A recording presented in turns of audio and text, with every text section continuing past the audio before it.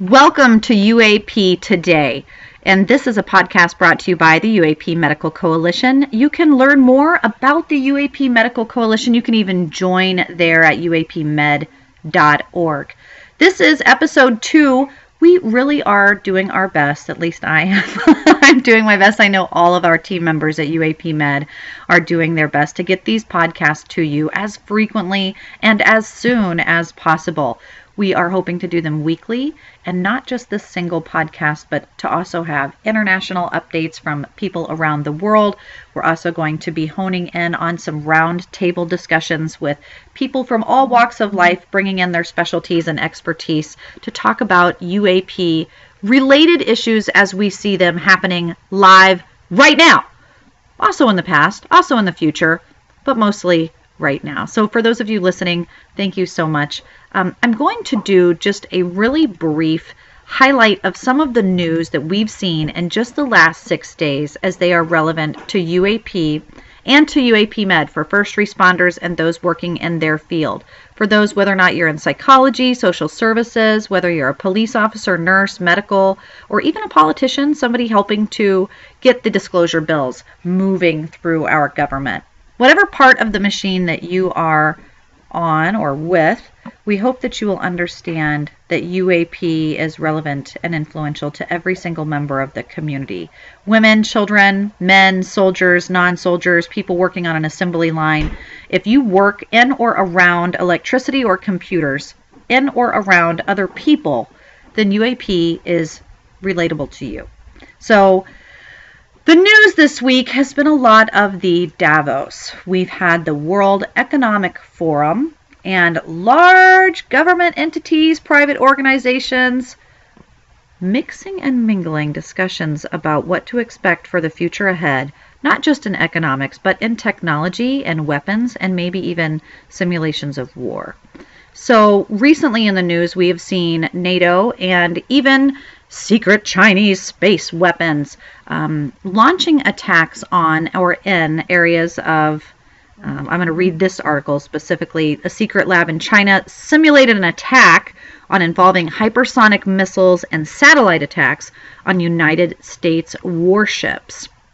And so this is relatable to our UAP as we see what is in the air. It's a bird. It's a plane. It's Superman. No, it's not. It's a drone. No, it's not. It's a weather. Wait, what?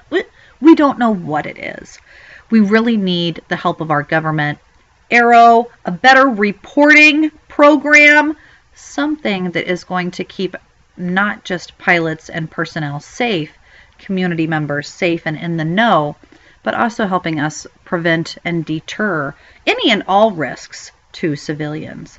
So knowing that there are secret Chinese space weapons utilizing satellites, postponing some of our own exploration in the STEM from NASA, places just saying, you know what, I don't know if it's safe to go out and explore the skies right now. I don't know if in the state of the world and politics, if this is something that we should be doing. We're also seeing lights, flames. What is it? Is it what NATO had discussed in simulations of conflict and to be ready just to see what it is we might be doing? Is this another Event 201? Well, we're not completely sure what's going on, but there are flares, there are SpaceX, there are all sorts of things that you may or may not be seeing in the skies above. And on January 22nd, headlines flashed everywhere for flames and UAP aliens seen over uptown Charlotte.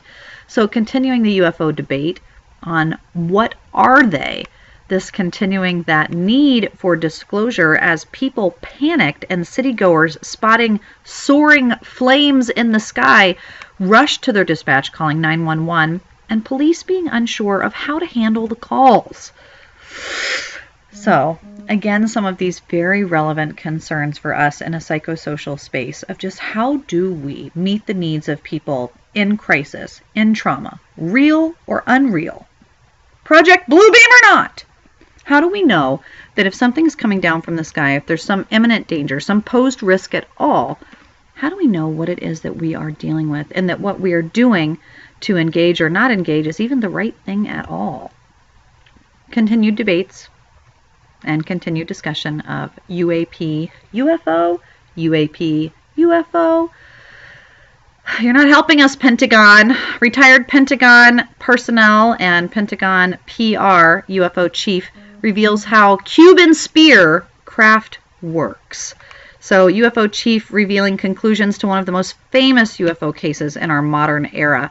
And you can find more of this article on our X feed. If you're not following us on social media with the hashtag UAP today, what are you doing? You can double click on all of these articles. We have a slew of them, from investigative journalists over here to podcast people over there, people seeking big answers to big mysteries. And I hope that you will join us on social media. It's not just Earth that seems to be a UFO hotspot, but there's also bizarre sightings out in space, radio frequencies coming in from all sorts of places, and maybe even more importantly, to those of you working on an assembly line or a blue-collar job, even articles about Elon Musk stating that soon Earth will be a host to humanoid robots, to human intelligence, non-human intelligence, and all sorts of relevance to technology as we might see it with AI, nanotech, metadata, and other related themes to UAP. So how could any of that have anything to do with UAP? Well, today, guys, I'm really happy to announce that we are going to be introducing you to one of my very favorite members. I mean, every member of the UAP Med is my favorite member. Shh, don't tell them that. But today we're going to be introducing you to Dr. Keith Taylor. And I was able to meet Keith and talk with him personally as he is there in Washington doing some pretty cool stuff, being a part of history and being someone who speaks on behalf of public policy and those who are public servants. So if you are familiar with the Fraternal Order of Police, or maybe police, first responders, firemen in your community, for me and my military family, first responders, public duty, are all really important themes and messages to uphold. And Keith is someone who does that both personally and professionally. And though he's now retired from the force, he's really in there spearheading some training, some advocacy, some outreach, and helping to educate the public that maybe don't even know what a UAP is. And when they think of UFO, they think of bringing Reese's Pieces, and they don't know what they would do if they saw something that they couldn't explain. So for everyone that's more objective and skeptical in nature, Keith is your man. He is going to be able to break down for us today in this episode a small interview on what he's working on in first response, also some of the action that he's been able to take after joining UAP Med, and a little bit of his journey with us at the uapmed.org. And we share more of that in the interview that you will find here on UAP Today.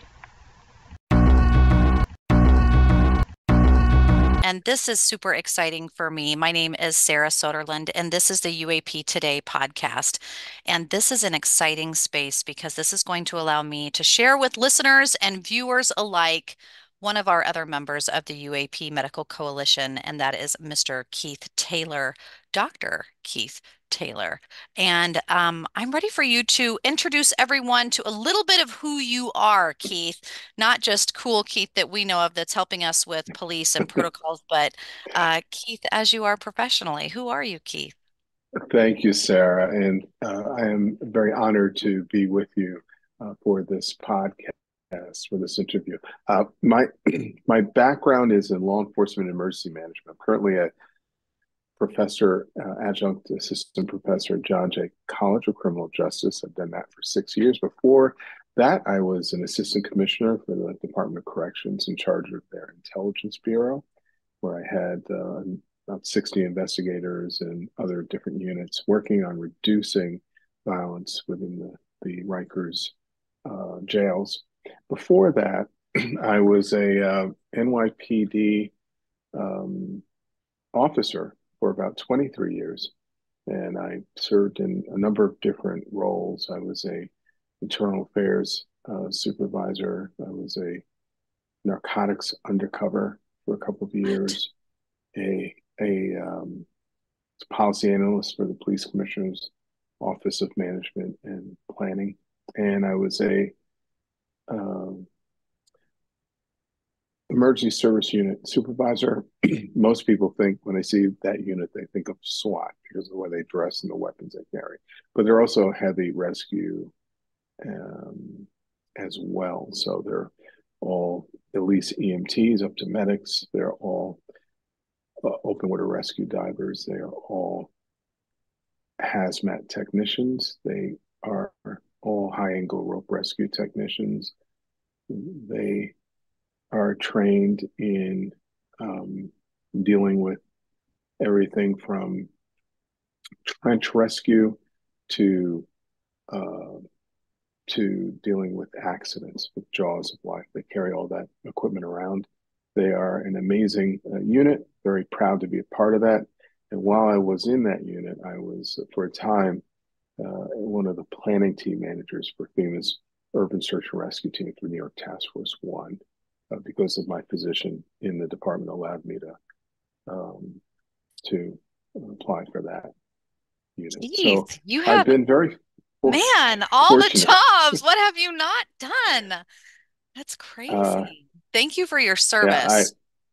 thank you, thank you. And as far as the academic side, I spent 10 years at Columbia working on my doctorate in education. I was lucky enough to win a scholarship, a full scholarship through the Department of Homeland Security to get my second master's at the Naval Postgraduate School. And my thesis was on having a national WMD law enforcement component for response. During that time I was attending, we were dealing with threats of um, CBRNE, threats of dirty bombs and biological agents and other things being used against the American populace from foreign adversaries. So that was my background, and I think it has helped me adjust to this new issue that is new for many Americans. Certainly, I was unaware of this up until 2017. And that issue is this issue of UAPs, unidentified anomalous phenomena, and the admission by the United States government that they exist. They exist.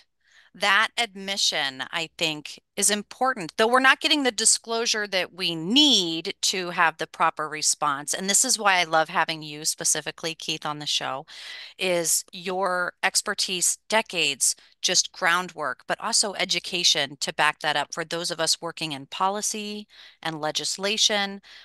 I'm hopeful that for those listening, if you have questions, if you're a fellow professional, if they can reach out and find you, but also at the uapmed.org to be able to find resources that help in this way. But today, and you introduced it, I couldn't have said it better myself. And I, of course, want to know what got you interested. If maybe it wasn't just like the news headline one morning and you thought, what? Because you're already doing, basically Batman Gotham stuff when you talk about doing undercover and doing that, like you're in the middle of doing all of the things. How can it get any crazier? And now we have this. So 2017, was there something that happened specifically to you personally that brought you into this realm? No, no, it was the December New York Times article, the release of the three videos that were substantiated by the Department of Defense as being legitimate. But even then, I wasn't really sort of agnostic. I was dealing with a lot of other things, didn't have a lot of time for it. It wasn't until I saw in 2020 James Fox's movie, The Phenomenon, that I realized that this is really something that should be paid attention to. You have all these very credible individuals in this documentary talking about their experiences, the different types of events that have occurred, and the pushback from various places against releasing information to the general public, various reasons. I then decided to educate myself as best as I could. I was watching a lot of uh, uh, videos of people who are from various backgrounds and disciplines talking about this issue. Got a lot of books that really explain the historical narrative that this was not something brand new or just occurred in 2017, but actually has a long history of UAP interacting with humanity. And that it's not just an American issue, it's a worldwide issue and has been. Um, and so I looked at this um, and said, what can I do with my background to contribute to helping to get disclosure and to helping um, American society adjust to this new reality? Not really new, just new in terms of having governmental confirmation. And so I said, well, law enforcement's my background, emergency management. Maybe there's something I can do to assist with that. And so I got involved with UAP Med, and I also was lucky enough to get into the hearing to hear one of the whistleblowers testify to Congress on July 26th. It was History. like watching, it wasn't like watching, it was watching history.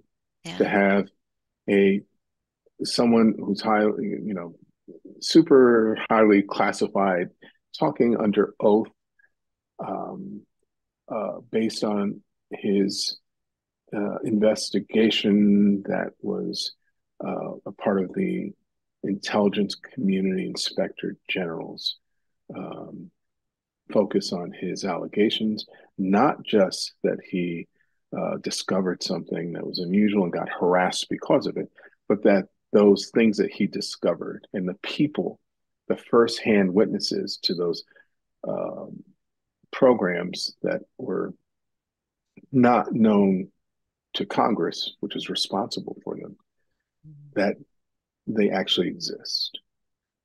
And so that really made me realize that I needed to sort of step up my game and just, as a law enforcement person, not with a lot of um, understanding or history around UAP, that I need to just sort of educate myself and get other people aware of this. And so with that, we collaborated on a white paper that's available on the UAP Med .org website, where it clearly asks how can what should be happening in terms of the government providing some guidance to public safety professionals.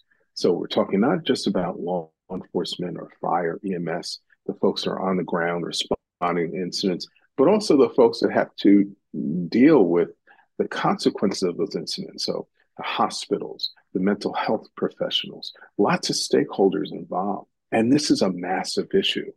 Uh, we don't know what we don't know. So we don't know the frequency of these events.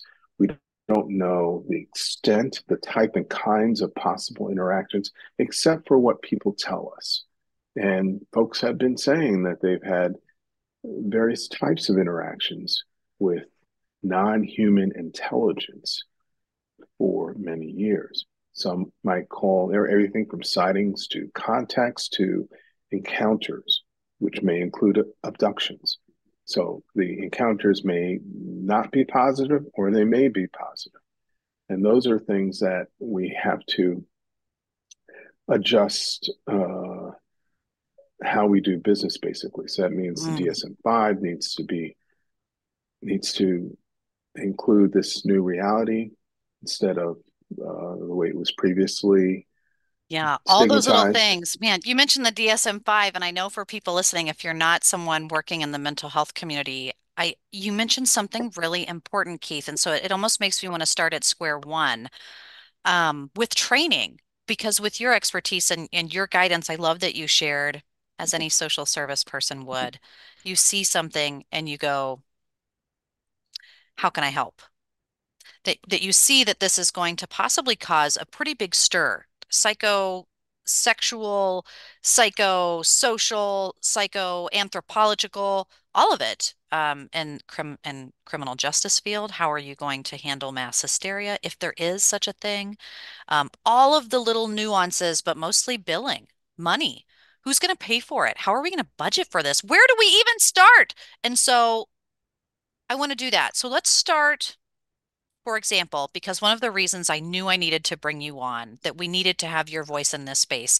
And again, that white paper that you have helped author for people who aren't interested in reading through bills, they aren't privy to watching hearings because they're boring. They're not like Judge Judy.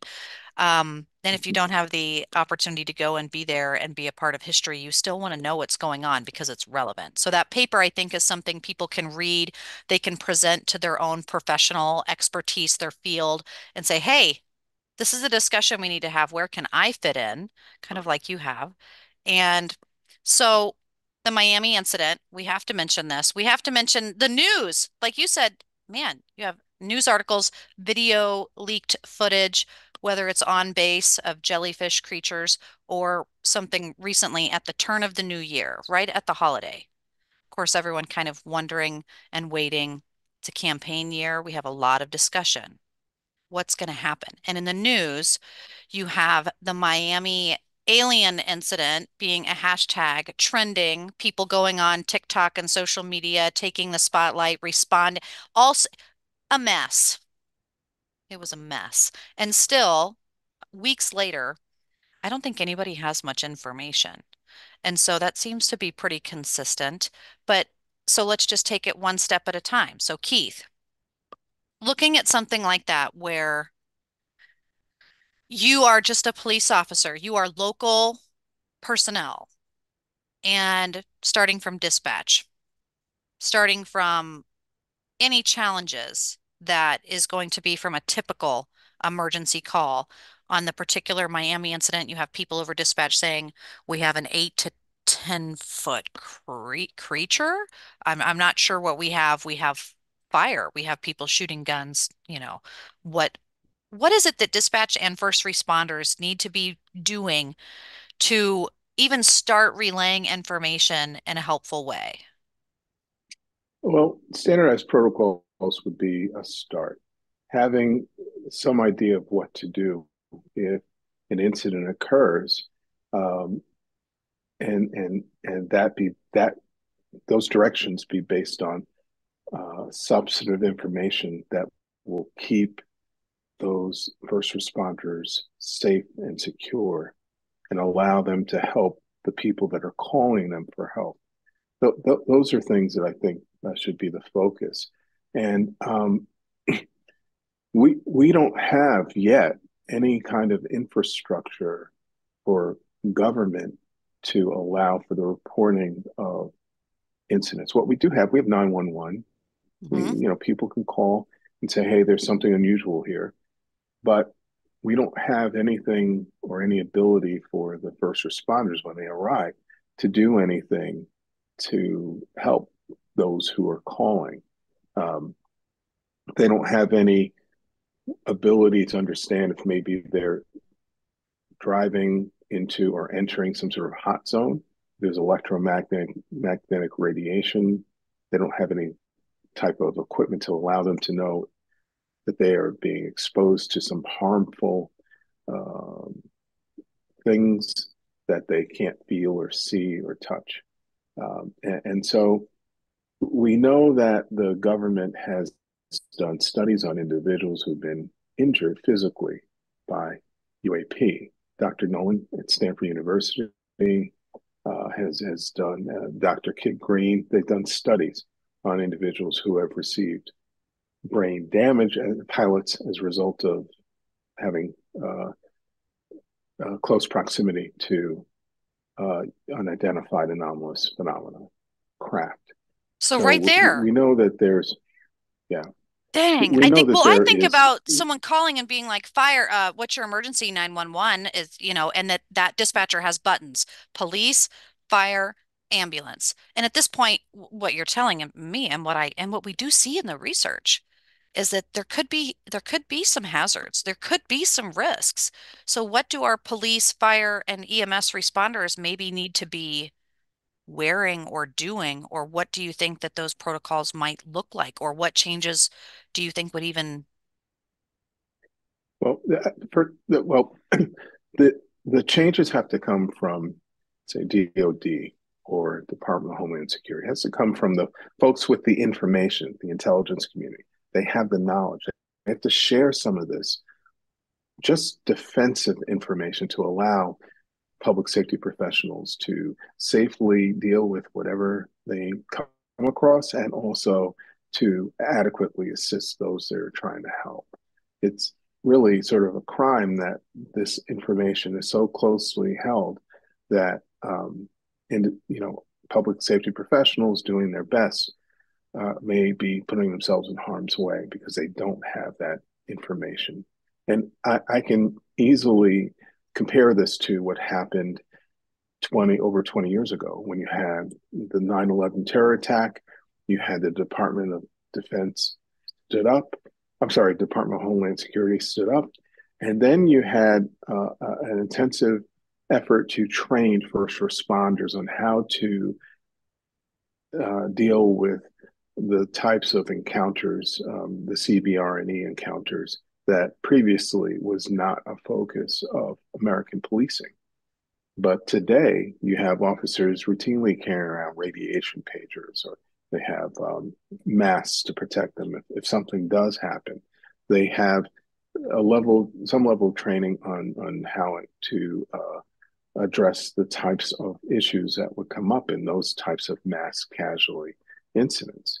And that is not by coincidence. It's because the government determined that they needed to spend the funds to get the equipment, to get the training, and to develop the policies to allow public safety professionals to deal with these issues. We need the same kind of effort given to allow public safety professionals to adequately deal with encounters, whether they be sightings or some sort of contacts or encounters that may include abductions, to allow public safety professionals to adequately help the public.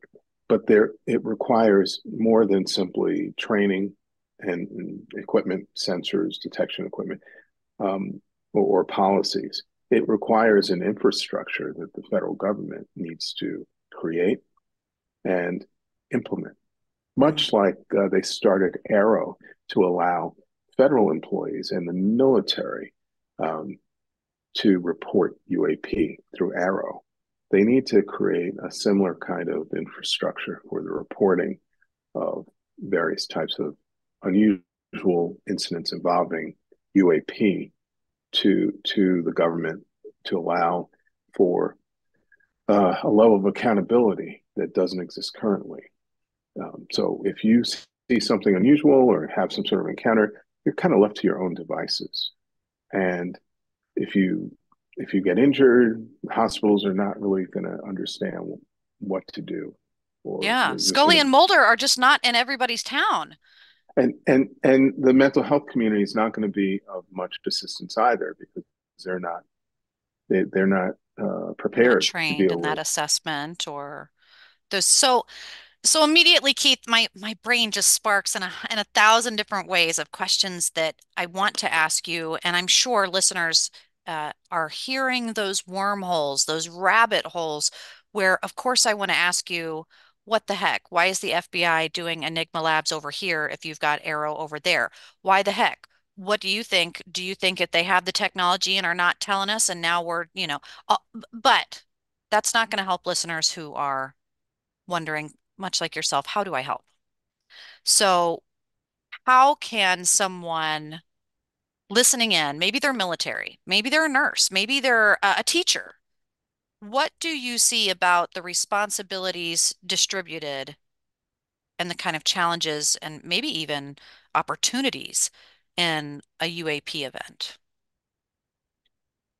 Okay, so in terms of helping, I think, and this is not an this is sort of a tall task to ask of those who don't have a lot of interest or concern about this issue, is to try to educate oneself. And there are lots of different resources that are available that are competent and that allow for a quick understanding of various types of websites that will allow. But before we talk about that, we need to understand the history, the underbelly of this whole UAP discipline.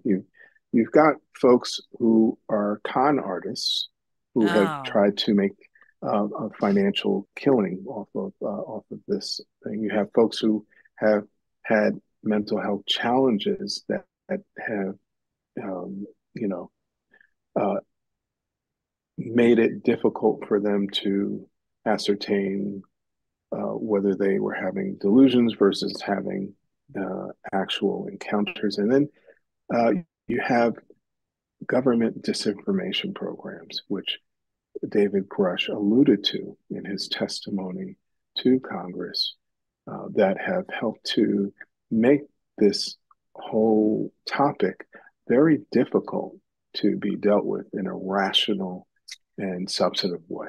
that's hard. So I have to put my hands up as a tax-paying civilian when you hear that, because a lot of people didn't watch that hearing. They don't know who Roche, Grush, Steve, Hoo Ha, they don't know. And so when we say, no, no, no, no, no, that there could be government agencies, some coordination, psychological operations, where is it coming from? Who's funding this? Where and what's going on here? What would be the benefit to diluting information around UAP, and what damage might that do? You mean diverting, denying, and delaying information? There are some ideas about why this occurs. One would be that when you're dealing with highly classified information, there will be great efforts to disallow that information becoming public. And then if it does become public, then to mix the truth or the facts with disinformation so that one can't tell the difference, thereby lowering the threat of this highly sensitive information being believed by the general public. We have had whistleblowers who have in the past attempted to share information about UAP retrieval programs and reverse engineering programs, but they didn't have a whistleblower infrastructure set up to allow them to share that information with the general public. They would be discredited.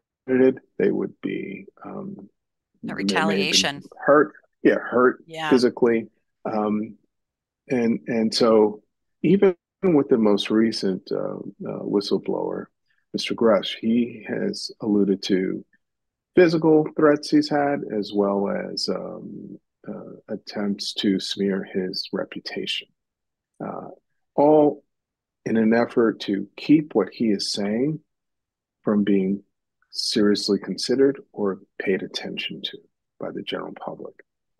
I would say that a start for someone who is new to this, just watching this and just learning about UAP, to look at his testimony, watch his testimony, and understand that he's under oath. If he lies, then he will get arrested for lying to Congress.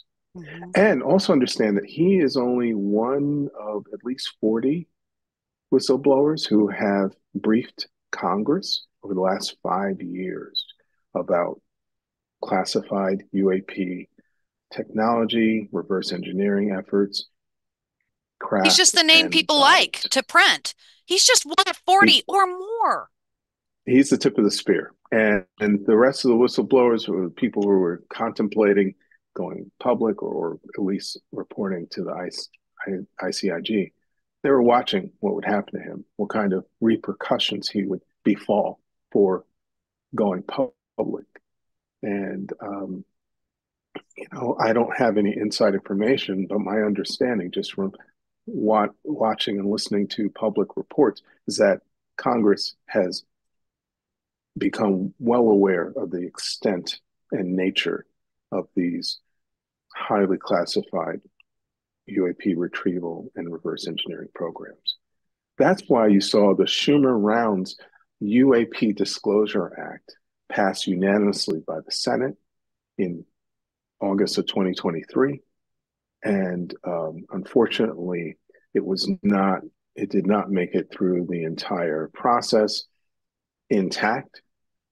But that's another really important document to read. It's about 67 pages or so, but the language makes it clear that the government has in its possession NHI, or non-human intelligent bodies that are not human, but are intelligent entities, as well as craft, um, parts of crafts, and most likely intact crafts, and that defense contractors also have these things. And so That's where I think, and I would love to do, and I know, Keith, you will be joining us on our UAP Med today round tables where we do on the ground discussions. I think the discussion of the NDAA, why it passed, what we liked, what we did not, will be important. So I know we're here in the last 10 minutes. I want to be able to allow people to really hear your message. Like I know that people in training and first response, they might have some nature of how to handle an unknown threat or an unconventional scenario. But for those listening, whether or not it's supporting UAP Med and our own policies and litigations and efforts and just research, what would you say is a way right now through training and education that you're working feet on the ground to make the change that we need to see happening? well, what I've done with a couple of other law enforcement professionals is created a journal article and submitted it to a major um, police publication, detailing what this hypothetical training of officers about UAP would look like. There are some presumptions about it, like I don't know what the federal government would provide in terms of defensive tactics, um, sensor equipment that is effective to allow officers to know that there's danger. Um, but what we've done is just looked at broadly the types of things that would be necessary for this type of training. So the first thing would be providing a historical narrative, allowing individuals who know nothing about this, which is most of the population, to become familiar with some well-cited Yeah, they're not going to events bring that have Reese's occurred. Pieces. They need to know how to really deal with it. Also, what they could do to to collaborate with other entities. Again, the infrastructure is not set up yet, but reports of UAP should be going not just to dispatch and then laughed off, but it should be relayed to maybe through a fusion center to DOD, DHS, to allow them to coordinate efforts. If DOD knows that there's something significant that may affect the populace, that they could maybe share that with those local public safety professionals to allow them to react in a way that will keep people safe. And right now, we don't really have that. Um, We don't. And you said a dirty we word in there, Keith. You said fusion center. And I know for anybody working in engineering, communications, politics, even conspiracy theorists out there, their ear perked at HARP or Fusion Center or military budget dispatch when you had mentioned private people being interested in weaponry and advanced technology. This is going to be pretty relevant, I would say, in the campaign year, wouldn't you say? Maybe seeing some of this? Yeah, I would hope that it would be because it's a clear and present issue. I won't say danger, but I Hmm. don't know what I don't know. Um, but some of the other things that this training would probably be most useful is helping public safety professionals understanding the physical and psychological impact of those who experience these things, um, understanding how to communicate uh, with other entities and with the general public when dealing with these high stress situations, and also providing continuing education to allow the public safety professional community to deal with any developments related to this issue, any research that is revealed or any other kinds of developments. It simply by providing knowledge to public safety professionals, that provides them the ability to provide much better services to protect and keep communities safe.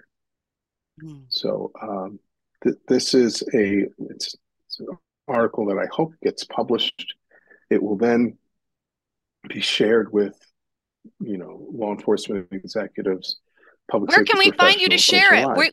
We want to follow with you, Keith, and be behind you. Where can people listening find you specifically, not just at the well, uapmed.org, but where can they find Keith Taylor? well, I discovered Twitter a few years ago, and I used Oh, that to share all of my information that I know about any kind of lectures or interviews, anything about uh, um, UAP, any kind of efforts to work towards getting disclosure. And I am looking I don't know my Twitter name. It's at DrKeithlTaylor.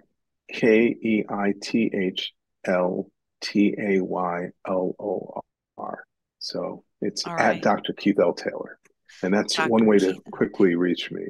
Perfect. And Because and oh, I was just going to say, at some point, I'd love for there to be a law enforcement equivalent to what UAP Med is. So having law enforcement professionals focus on the specific needs and concerns that they have about how to address this issue. We haven't even talked about paranormal activities of various types of how many cattle, for instance, have been lost over the last 100 years in the agriculture, Midwest. farmland, the just viruses, metadata, it's all relevant. But like you said, I think that's why people need to tune in every week. That's why people need to follow along, follow you on X, on Twitter, on all the places they can find at Dr. Keith L. Taylor. And then if they do struggle with that, you can go to uapmed.org and go to our About Us. You can see all the professionals, people working in their field of study, just like Keith, trying to spearhead hopefully some much needed movement, growth, communication, public outreach around UAP. This is going to be a real thing. So, Keith, any last words? Yeah, I just wanted to mention also that I had the good fortune of um, coming into contact and becoming friendly with a gentleman named Richard Lang. He helped head up investigations for OSAP uh, and was mentioned in the sequel to Skinwalkers at the Pentagon. That book, which names escape me, Dr. Lukaski, who was the program manager for the DIA over that, he said good things about Mr. Lang. Mr. Lang put together a book dealing with this very issue, and it's UFO investigations for police, fire, EMS. And it is based on his 30 years of experience of going and investigating these types of incidents on behalf of OSAP So, back read this, years ago. Oh, yeah, follow absolutely. you, Yeah, and then join UAP Med. that's it. That's You what you got it got to covered. do. That's what we got That's to it. do. Okay. Well, Keith, Yes. thank you so much for your service. Thank you for your time. Thank you for all of the things you're lending to the community that will live on both while you're here and then beyond. It's history. And so I just want to say personally and professionally, thank you. And for anybody listening, please follow along at Dr. Keith L. Taylor. Find him on X. Go online, support uapmed.org, and we will talk with you later. Thank you so much, Sarah. It was a pleasure. After watching that interview, and I was there for it. I mean, I was there actually. It wasn't my cloned version of me. Even after rewatching it and listening to it, I know that I have a million questions for Keith, and maybe you do too.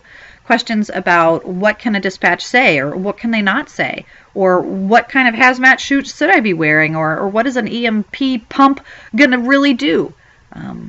All sorts of questions, both to police, to first responders, to people in ambulance, people that are trying to navigate traffic, all of the people behind the scenes of the great Oz in our city that help keep the bustle going are all going to be deeply affected by UAP disclosure and upcoming technology as we integrate it into our lives. Hopefully, smoothly and seamlessly. Maybe not so seamlessly we don't notice it, but we want to be active and we want to be using it efficiently. So I am hopeful you will be joining us on social media, that you will follow uapmed.org. Check it out online. You will see us on X, you will see us on Facebook, you will see us on YouTube, and all those other social media sites that you might be surfing. I do hope that you will use the hashtag UAP Today. I hope that you will follow all of our members and consider joining yourself. Spread the word, lower stigma, and be sure to tune in next week on UAP Today. Thanks for watching, guys.